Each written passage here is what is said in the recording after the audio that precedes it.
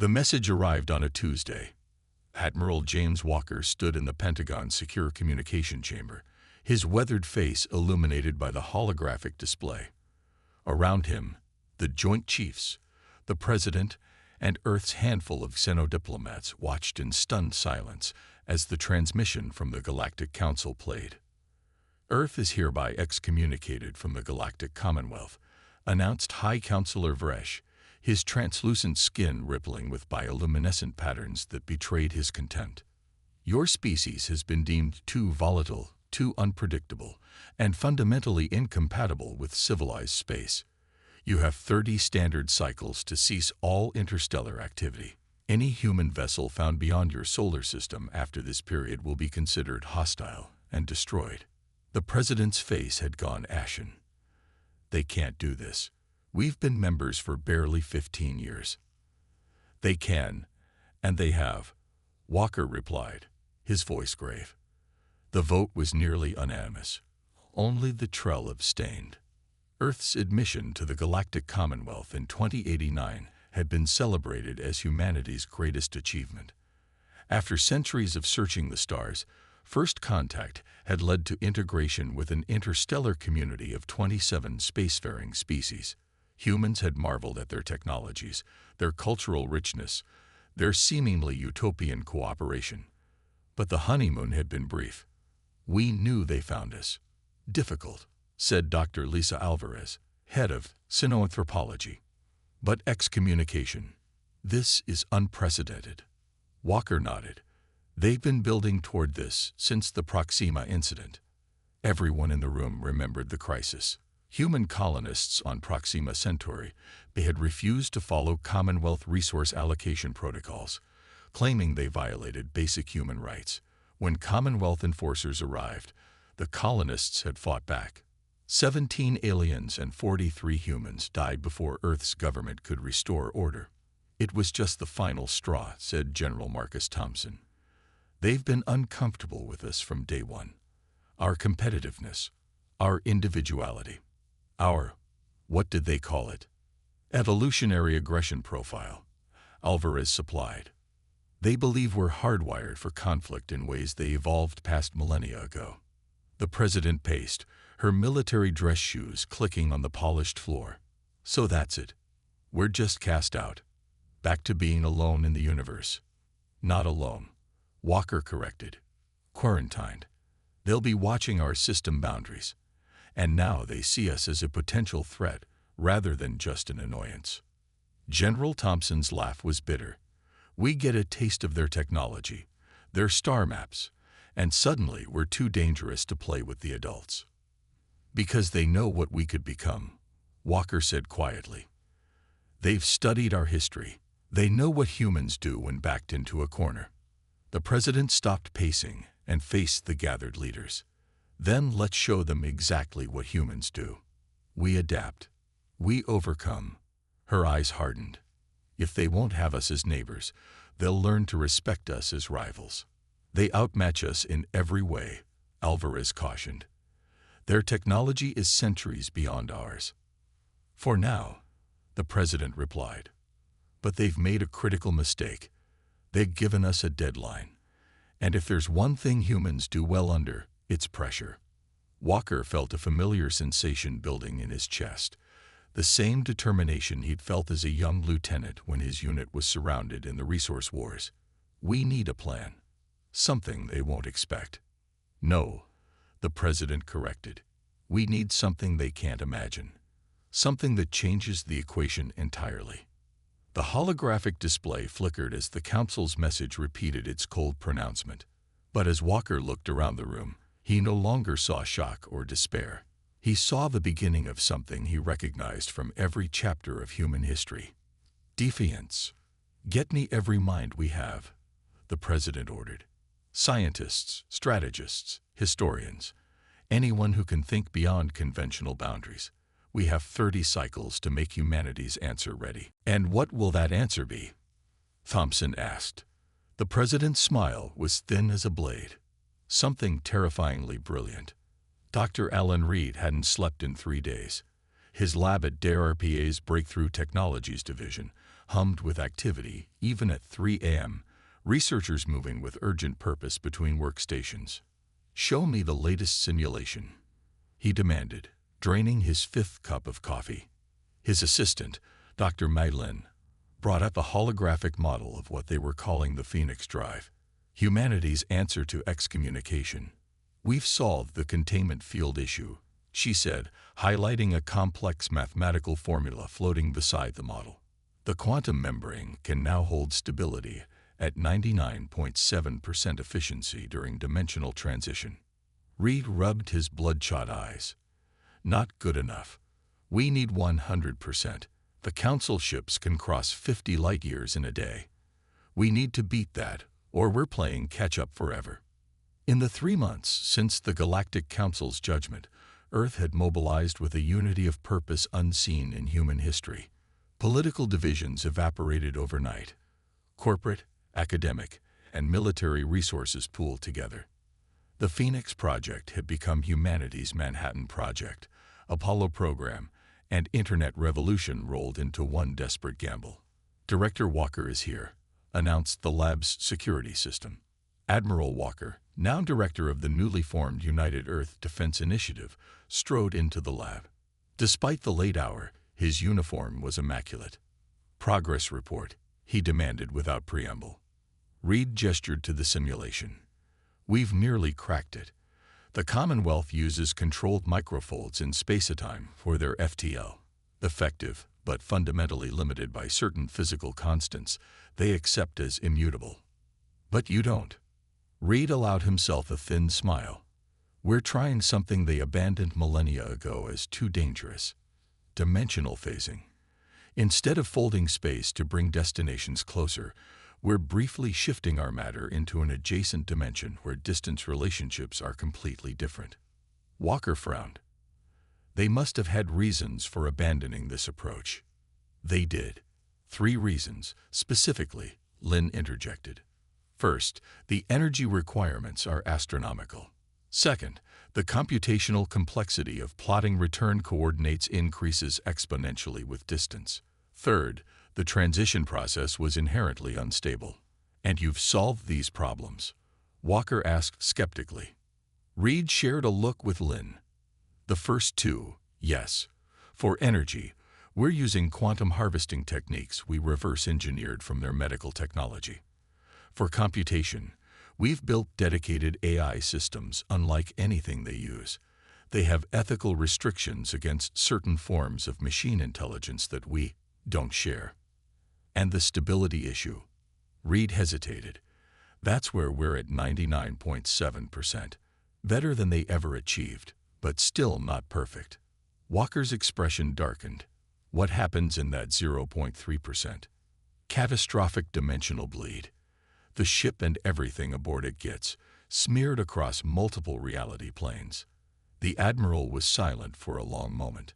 "How long until the first prototype is ready?" 2 weeks for a manned test vessel. 4 months for the first battle-capable ship. 18 months for a fleet of 30. Walker nodded sharply. "The Council's deadline expires in 23 months. Push harder." As he turned to leave, Reed called after him. "Sir, there's something else you should know. Something we discovered accidentally." Walker paused. "The dimensional transition process. It has an unexpected side effect." Reed manipulated the hologram, showing a simulation of a Phoenix ship in transit. When a vessel phases between dimensions, it creates a temporary blind spot in conventional detection systems.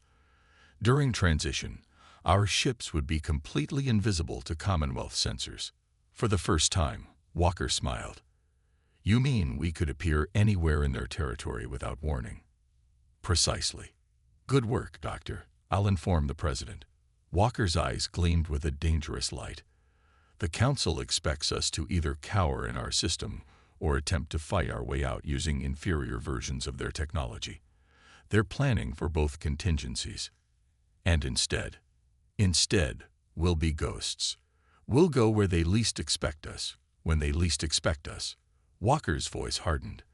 "The Commonwealth united 27 species in peace. That's admirable. But they've forgotten something important about conflict that humanity never could. What's that, sir?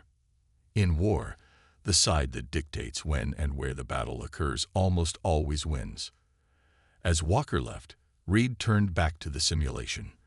The Phoenix ship pulsed softly in the holographic display, vanishing from normal space, before reappearing light years away in an instant. Even at 99.7%, we're faster than anything they have, Lynn observed quietly. Reed nodded. And they cast us out because they thought we were dangerous before. The Commonwealth dreadnought Eternal Vigilance patrolled the outer edge of Sol's heliopause, its kilometer-long hull bristling with sensor arrays and weapon systems. Captain Krev of the Ultan species stood on the command deck, 4 of his 6 appendages manipulating control interfaces while his compound eyes monitored system alerts. Status report, he mandated to his executive officer. The humans maintain their defensive posture, Captain, replied Officer Thal. No vessels have approached the boundary line. Their communications continue to protest the Council's decision, but compliance appears total. Krev's chitinous facial plates shifted in their species equivalent of a frown. Too compliant. It troubles me. The humans know they cannot challenge Commonwealth authority, Thal said confidently. Their technology is primitive by our standards. Their technology, yes, but their psychology. Krev left the thought unfinished. In his 3 decades of service, he had studied numerous species. Humans fascinated and disturbed him in equal measure. Their history was a violent tapestry of conflict and conquest, but also of astonishing innovation under pressure. The sensor officer interrupted his contemplation.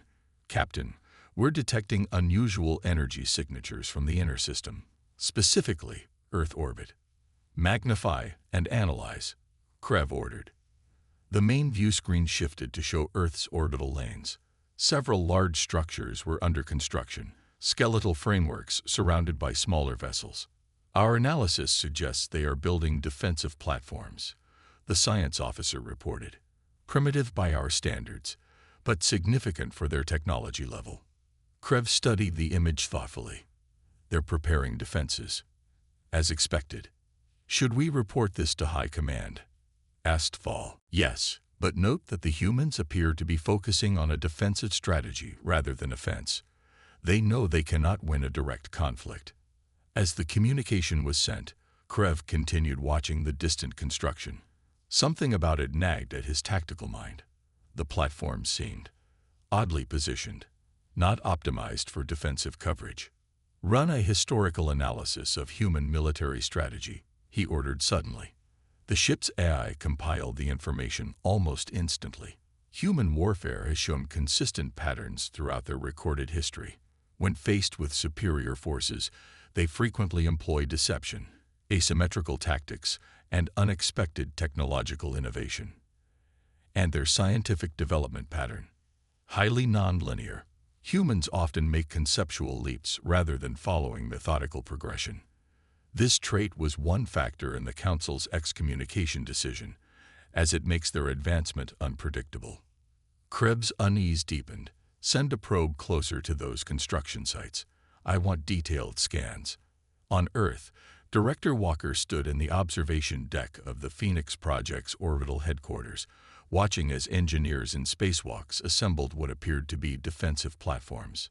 The Commonwealth ship took the bait, reported his communications officer. They've launched a long-range probe toward our defensive platforms. Walker smiled grimly. Let them look. All they'll see is exactly what we want them to see. Beside him, Dr. Reed gestured to the construction. The outer shells are perfect decoys. They'll register as primitive defensive systems on their scans. And underneath, dimensional phase generators, 20 of them, disguised as power cores. When activated, they'll create a phase bubble large enough to cover Earth and the Moon. To any outside observer, it will appear as if our entire planet simply vanished. Walker nodded in satisfaction. And the actual Phoenix fleet, hidden in the asteroid belt. The first 12 ships are fully operational, with 18 more nearly complete. The true brilliance of humanity's response wasn't just the Phoenix technology itself, but the stratagem built around it. While the Commonwealth watched Earth's apparent defensive preparations, the real work happened elsewhere, shielded from observation. The Council expects us to either accept our fate or attempt some doomed rebellion, Walker said quietly. They cannot conceive that we might simply leave. Reed looked troubled. Not just leaves, sir. The military applications are strictly contingent. Walker cut him off. The President has been clear. Operation Exodus comes first. If we can relocate our population safely beyond Commonwealth space, that's our priority. And if they pursue, Walker's expression hardened. Then Plan Prometheus activates, and they'll learn why their ancestors were right to fear dimensional phasing technology. On the display, the fake defensive platforms took shape, their hollow interiors concealing humanity's true purpose. In less than a year, Earth would activate the planetary phase generator, making the cradle of humanity disappear from normal space, not in retreat, but as the opening move in a strategy the Galactic Council couldn't begin to comprehend. 2 days until the first colony ship test, Reed noted. The Pathfinder will attempt to phase jump beyond the galactic rim, where no Commonwealth ship has ever ventured, Walker added. If successful, we'll have our sanctuary, somewhere to rebuild, to grow stronger. And if the Commonwealth finds us, Walker's voice was steel, then they'll discover that casting out humanity wasn't just cruel, it was the worst strategic error in galactic history. The Pathfinder hung in the darkness of the asteroid belt, its sleek hull designed not for aesthetics, but for optimal dimensional transition. Inside the bridge, Commander Elena Rice performed final system checks while her crew of 20, all volunteers, prepared for humanity's most ambitious journey. Phoenix Drive at nominal capacity, reported Lieutenant Owen Davis from the engineering station. Dimensional membrane integrity at 99.98% and holding. Rice nodded, feeling the weight of history on her shoulders.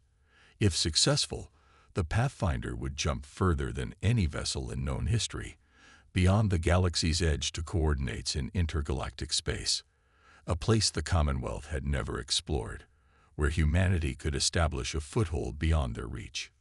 Final coordinates locked, announced Navigation Officer Thomas Grant. Jump trajectory plotted and triple verified. Rice opened a channel to Mission Control, hidden deep within Mars' Valles Marineris. Control, this is Pathfinder. We are go for dimensional transition. Director Walker's voice came through clearly. Understood, Pathfinder. You are cleared for phase jump 1. Godspeed. Rice took a deep breath. Initiating Phoenix Protocol. Phase transition in 10 seconds. The countdown felt eternal. Every crew member knew the risks. If the dimensional membrane failed, their atoms would be scattered across multiple reality planes. But they also understood the stakes. Humanity's future hung in the balance. 3, 2, 1. Phase jump. The universe seemed to fold inward, colors inverted. Sound became texture. For an endless moment that lasted microseconds, the crew experienced reality through senses humans had never evolved to possess. Then, suddenly, clarity returned. Transition complete. Davis called out, his voice tight with controlled excitement. All systems functional. Membrane integrity held at 99.97% throughout transition. Rice looked at the view screen and gasped. Before them lay not the familiar spiral of the Milky Way, but a vast emptiness punctuated by distant galactic lights. They had done it, jumped over 100,000 light-years in an instant.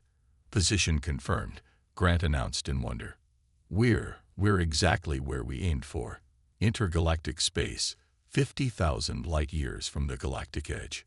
Cheers erupted across the bridge. Rice allowed herself a brief smile before restoring order. Begin full sensor sweep. Deploy exploration drones.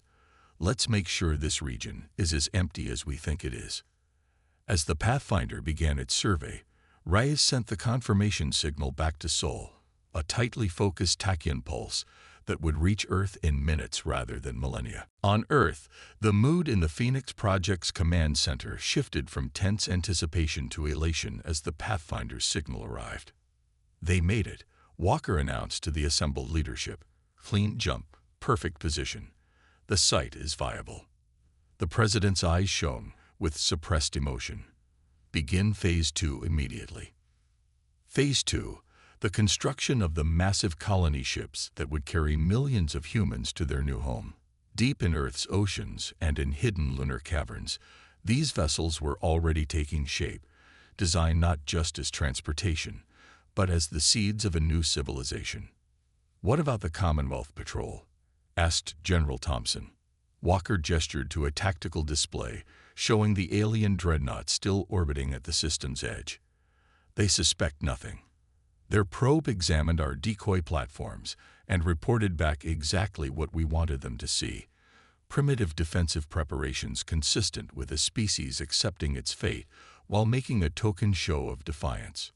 Dr. Alvarez, who had been analyzing Commonwealth communications intercepted by stealth satellites, looked up from her station. "There's something else. The Council is debating whether to accelerate the timeline for our quarantine. Some factions are pushing to lock down our system immediately rather than waiting for the original deadline." Walker frowned. "How soon?" "Possibly within 3 months." The room fell silent. Their timetable had just been dramatically shortened. "Can we accelerate production of the colony ships?" the President asked. Walker conferred briefly with production chiefs before answering. "We can, but not without increasing the risk of detection. The energy requirements alone would be difficult to disguise." "Then we need a distraction," General Thompson said firmly. "Something to keep their attention fixed elsewhere while we finish preparations." The President considered this, then nodded decisively. "Implement Operation Firefly. Let's give them something to chase." Operation Firefly had been designed as a contingency, a series of automated Phoenix drones programmed to make random jumps throughout Commonwealth space, appearing just long enough to be detected before vanishing again. The aliens would detect unknown energy signatures blinking in and out of existence across their territory, creating confusion and dividing their attention. "The first drones can be deployed within 48 hours, Walker confirmed. "Do it," the President ordered, "and accelerate the colony ship production. If they're moving up their timetable, so are we." As the meeting adjourned, Walker remained behind, studying the tactical display. The Commonwealth believed they had caged humanity within its birth system. They had no idea that the cage door was already open, and that humanity was not simply escaping, but preparing to rewrite the rules of galactic power entirely. The Commonwealth Security Council's emergency session had lasted 17 hours. Representatives from all 27 member species sat around the massive circular chamber, their varied physiologies accommodated by specialized environmental fields. The atmosphere crackled with tension. High Councillor Vresh, his patience visibly fraying, addressed the assembly. "This is the 14th unexplained energy anomaly in 10 days. 4 of them appeared simultaneously in different sectors. Our vessels arrive only to find nothing. Explain this." Admiral Zoltan of the Medusan fleet rose, his gelatinous form pulsing with stress chromatophores. "The anomalies share certain quantum signatures, but they vanish before we can establish containment. They appear to be artificial in nature." "Artificial." The Trull representative's voice was melodic despite her alarm. "Who possesses such technology?" An uncomfortable silence fell over the chamber. "You cannot possibly suggest the humans," scoffed Councillor Drav of the Corellian hegemony. "Their technology is centuries behind ours. We've monitored their system continuously. They're building primitive defensive platforms, nothing more." Nevertheless, Admiral Zoltan countered, "The timing is concerning. These anomalies began precisely 92 days after we announced Earth's excommunication." High Councillor Vresh's bioluminescent patterns darkened. "What exactly are you proposing, Admiral?" "I propose we send a delegation to Earth immediately." not just to observe from the system's edge, but to directly inspect their technological developments. The council chamber erupted in debate. Some representatives insisted it was impossible for humans to have developed anything that could cause the anomalies. Others recalled humanity's peculiar history of technological leaps under pressure. Enough. Vresh finally silenced the chamber. We will increase patrols throughout Commonwealth space, and we will move up the implementation of Earth's quarantine. Instead of waiting for the full term, we will seal their system within 15 days. In the darkness between stars, the Commonwealth cruiser Luminous Truth drifted silently, its sensors sweeping the void for any trace of the mysterious energy signatures. Captain Melorn of the Aguilar had personally volunteered for this assignment. Her species' intuitive understanding of spatial anomalies made her uniquely qualified. Contact. Her sensor officer suddenly called out. Energy signature matching the unknown pattern, bearing 127 Mark 43. Intercept course, maximum speed. Melorn ordered. Prepare temporal stasis field. The massive cruiser pivoted gracefully and accelerated, its engines pushing it to velocities that bent local spacetime. On the main viewer, a small point of distorted space flickered like a stuttering flame. We're gaining on it, the helmsman reported. Estimated intercept in 30 seconds. Melorn leaned forward intently. Finally, they would have answers. Ready stasis field, she ordered. On my mark. But before she could finish, the anomaly pulsed brightly and vanished. It's gone, the sensor officer reported unnecessarily. But, Captain, I recorded something unusual during its disappearance. For a fraction of a second, it didn't simply cease to exist. It phased out of our dimensional plane. Melorn's feathered crest rose in alarm. Dimensional phasing? That's impossible. That technology was abandoned as too dangerous millennia ago. The readings are clear, Captain. Whatever this was, it utilized controlled dimensional transition. Melorn sank back into her command chair, her mind racing. Set course for Commonwealth Central immediately. This information must reach the Security Council without delay. As the Luminous Truth altered course, Melorn gazed at the empty space where the anomaly had been. An old fear stirred within her, one shared by all spacefaring races who understood the theoretical dangers of dimensional manipulation. If someone was recklessly experimenting with such technology, the consequences could be catastrophic for the entire galaxy. Deep in the asteroid belt of Sol, Director Walker received the latest report with satisfaction. Operation Firefly was working perfectly. The automated Phoenix drones were leading Commonwealth forces on a wild chase across multiple sectors, drawing attention and resources away from Earth. They're beginning to suspect dimensional phasing technology, reported his intelligence chief, but they still haven't connected it directly to us. They believe the anomalies are some unknown third-party testing experimental drives. Perfect. Walker nodded. And our actual progress. The first colony ship is 94% complete. The planetary phase generator is operational and has successfully tested on small volumes. We're ready to begin evacuation protocols within 5 days. Walker studied the holographic display showing Earth, the decoy platforms, and the hidden colony ships taking shape in oceanic trenches and lunar caverns. Any change in Commonwealth patrol patterns? Yes, sir. They're increasing their presence, and our intelligence suggests they're moving up their quarantine timeline significantly. Walker's expression hardened. Then we move up ours as well. Begin loading essential personnel and resources into the colony ships immediately. Prepare for Phase 3. Phase 3, the most audacious element of humanity's plan. Not just the escape of their population, but the disappearance of their entire planet from known space. As Walker issued the orders that would set humanity's exodus in motion, a small alert appeared on his personal console, a message from the Pathfinder, still exploring beyond the galaxy's edge. The message contained only 5 words, but they changed everything. We are not alone out here. Planetary phase generator at full capacity, reported Dr. Reed, his voice steady despite the historic magnitude of what they were about to attempt. Dimensional membrane calculations verified and locked. Around him, the combined control center beneath the Atlantic Ocean hummed with activity. Engineers, scientists, and military personnel moved with practiced precision, the culmination of 18 months of frantic preparation. Director Walker stood at the central command station, watching as the final evacuation transports streamed toward the massive colony ships hidden in Earth's oceans. On screens around the room, similar scenes played out from the lunar bases.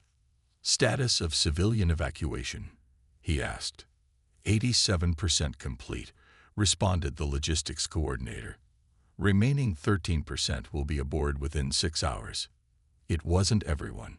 Despite humanity's best efforts, they couldn't evacuate Earth's entire population of 9 billion. Priority had been given to preserving genetic diversity, critical knowledge, and essential skills. Each colony ship would carry a carefully selected cross-section of humanity, enough to ensure the species' survival and eventual resurgence. For those who would remain behind, automated systems would maintain life support within massive underground arcologies designed to sustain millions indefinitely. Earth would not be abandoned, merely hidden until it was safe to return.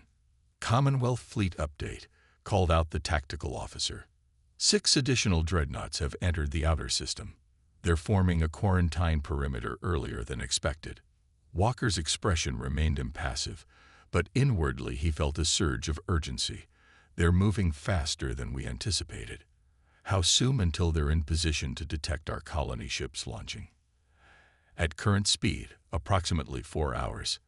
Then we need to accelerate the timeline, Walker decided. Dr. Reed, how soon can we activate the planetary phase generator? Reed consulted with his team briefly. The system is ready, but we planned for a full evacuation first. We no longer have that luxury. Begin the activation sequence. We'll complete the evacuation during the dimensional transition. Alarm flashed across Reed's face. Sir, we've never tested human transit during the phase shift. The physiological effects are a risk we'll have to take. Walker cut him off. If the Commonwealth detects our colony ships launching, this was all for nothing. After a moment's hesitation, Reed nodded and began entering commands. Throughout Earth and its orbit, hidden emitters embedded in the false defensive platforms powered up. The technology that had been successfully tested on the Pathfinder would now be applied on a planetary scale, shifting Earth, the Moon, and everything in near orbit into a parallel dimensional plane where they would be undetectable to Commonwealth sensors. Begin 30-minute countdown, Reed announced. All stations prepare for dimensional transition. Aboard the Commonwealth dreadnought Eternal Justice, newly arrived at the edge of Sol system, Commander Pelorn studied the sensor readings with growing suspicion. These energy patterns from Earth orbit are inconsistent with defensive platforms, she told her science officer. The power signatures are far too complex. Perhaps they're attempting to develop stronger shields, the officer suggested. Pelorn's tendrils writhed with doubt. No, there's something else happening here.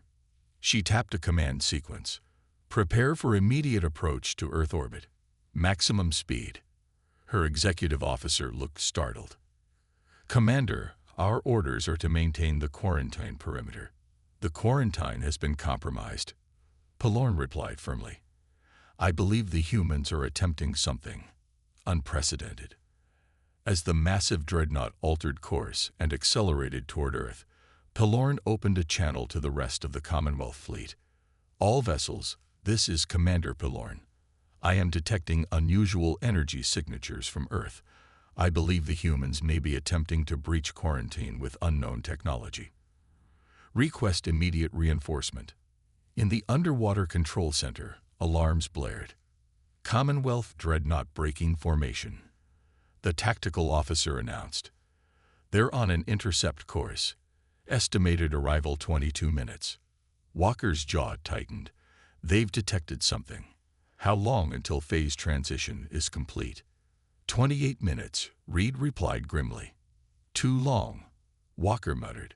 They'll be in weapons range before we transition. He made a rapid decision. Activate the Prometheus countermeasures. Throughout the asteroid belt, dormant Phoenix drones suddenly activated. Not the small Firefly models that had been leading the Commonwealth on chases, but larger, more powerful variants equipped with offensive capabilities. 50 of them, positioned strategically throughout the system. Prometheus units online, confirmed the tactical officer. Awaiting deployment orders. Walker studied the tactical display, calculating. Target the lead Commonwealth vessel only.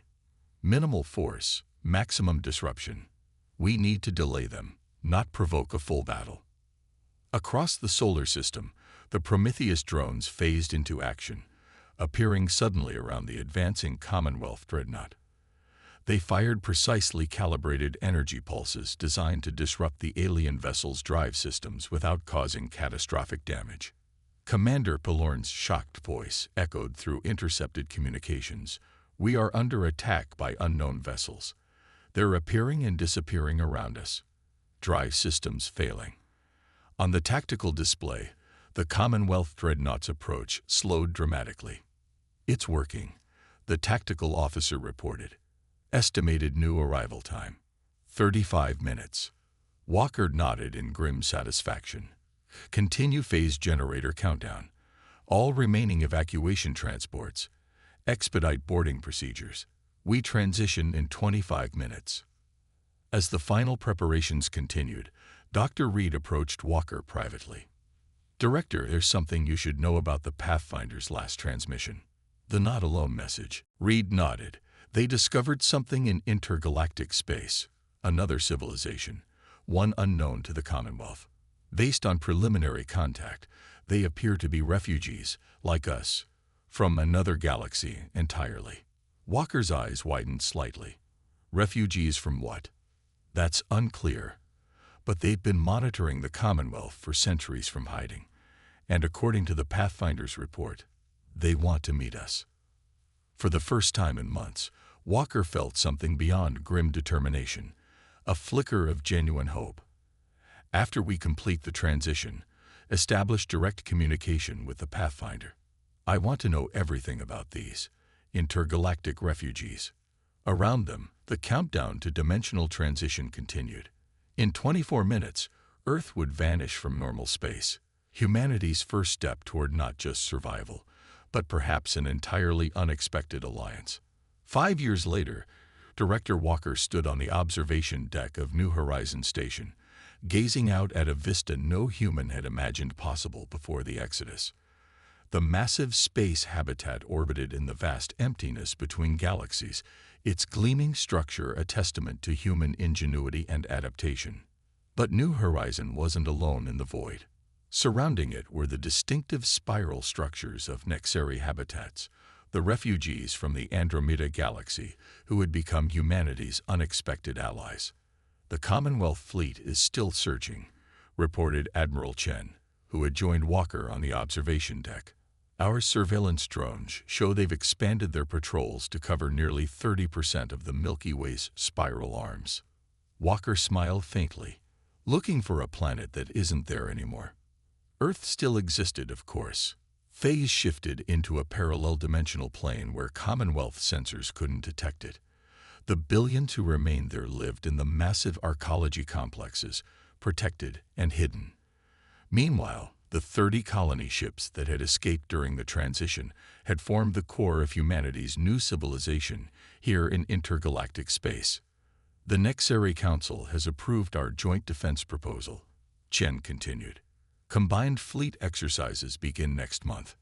The alliance with the Nexari had been unexpected but providential. Like humans, they had been judged and rejected, not by the Commonwealth, but by a different galactic power in Andromeda. They had fled to the space between galaxies centuries ago, developing technologies that allowed them to hide from detection. When the Pathfinder had literally appeared in their midst, instead of hostility, there had been recognition. One outcast civilization recognizing another. And the Phoenix technology integration? Walker asked. Proceeding ahead of schedule. The Nexary dimensional mathematics has improved our transition stability to 99.997%. Their materials science has allowed us to scale up the Phoenix drives significantly. Walker nodded in satisfaction. The combined knowledge of both civilizations had accelerated technological development at an unprecedented pace. What might have taken centuries for either species alone had been accomplished in just 5 years of collaboration. A soft chime announced another visitor to the observation deck. Dr. Lisa Alvarez, now serving as diplomatic liaison to the Nexary, entered with a tall, iridescent being. Ambassador Trevak of the Nexary High Council. Director Walker, the ambassador greeted in the musical tones of his species. I bring news from my government. The final vote has been taken. The Alliance Charter has been ratified unanimously. Walker extended his hand in the human gesture the Nexary had adopted. That is excellent news, Ambassador. Humanity is honored to formalize our partnership. As are we, Trevak responded, his chromatophores shifting to patterns of blue and gold, colors that humans had learned indicated sincere pleasure. Together, we represent something unique in the cosmic order, civilizations that refuse to accept the judgment of others and found strength in our supposed exile. Speaking of judgments, Alvarez interjected, our long-range sensors have detected unusual activity in Commonwealth space. It appears they're facing some kind of internal conflict. Walker raised an eyebrow. Conflict. The Commonwealth has been stable for 12,000 years. Not anymore, Alvarez explained. Our intelligence suggests that several member species are challenging the Council's authority. The sudden disappearance of Earth and the continued Phoenix Drive sightings have created significant unrest. Some factions are arguing that the Council was wrong to cast us out, that humanity might have been a valuable ally rather than a threat. Ironic, Walker observed, studying the tactical display showing Commonwealth territory. They feared us as disruptors, so they cast us out. And in doing so, they've disrupted themselves. Ambassador Trevak's skin rippled thoughtfully. The Commonwealth and the Andromeda Conclave share a fundamental flaw. They value stability above all else.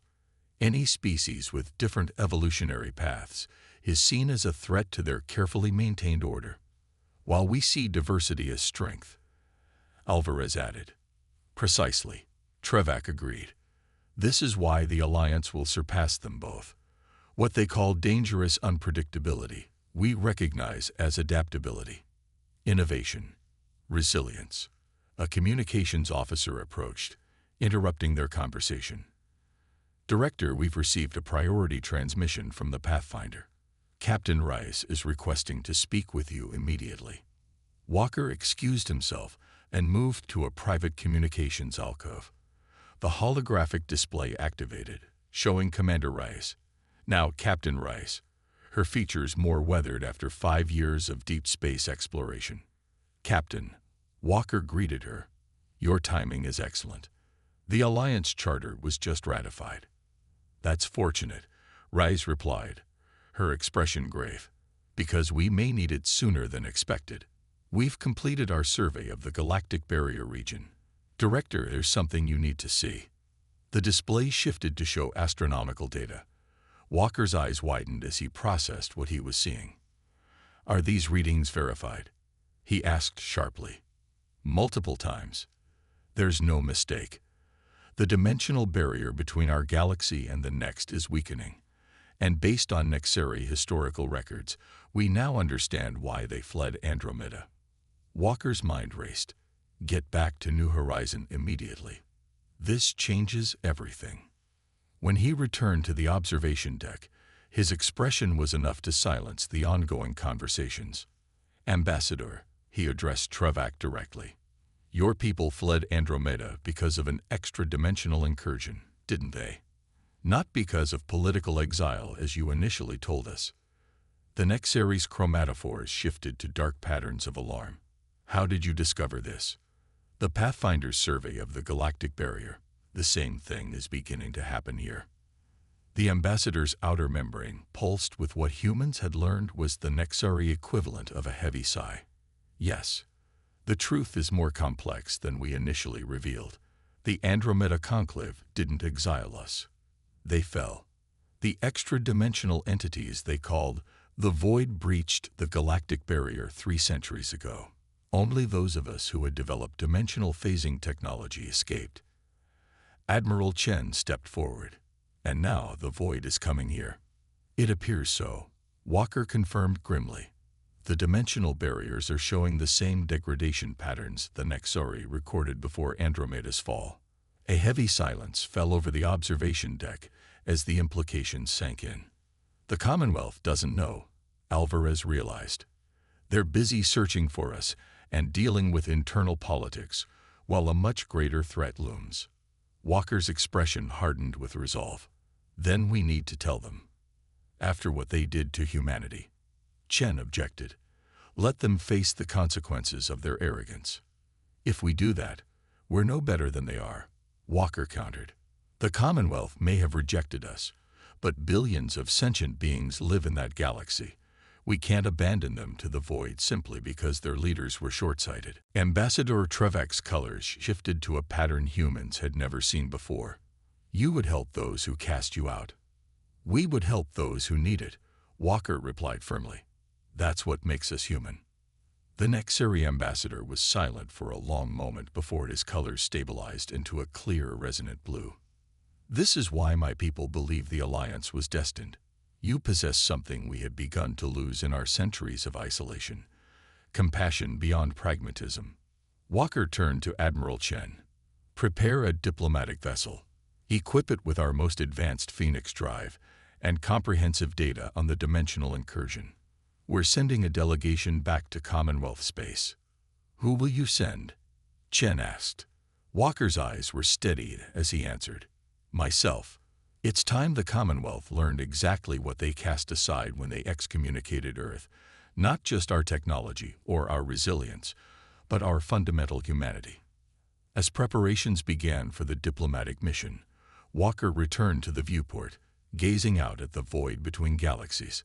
The irony wasn't lost on him. Humanity had been judged too dangerous, too unpredictable for the carefully ordered Commonwealth. Now, those very traits might be all that stood between the galaxy and annihilation. The Commonwealth had cast Earth out, believing they were containing a potential threat. Instead, they had catalyzed humanity's greatest transformation. What was meant to be a punishment had become the crucible that forged not just humanity's survival, but perhaps that of 2 galaxies. Walker smiled faintly at the distant smudge of light that was the Milky Way. We're coming home, he whispered. Not as supplicants seeking redmission, but as equals offering salvation. Behind him, the combined fleets of humanity and the Nexari began their preparations. The Commonwealth was about to learn that humanity's answer to exile hadn't just been terrifyingly brilliant. It had been transformative in ways no one could have predicted. In casting out Earth, they had unknowingly created their own salvation.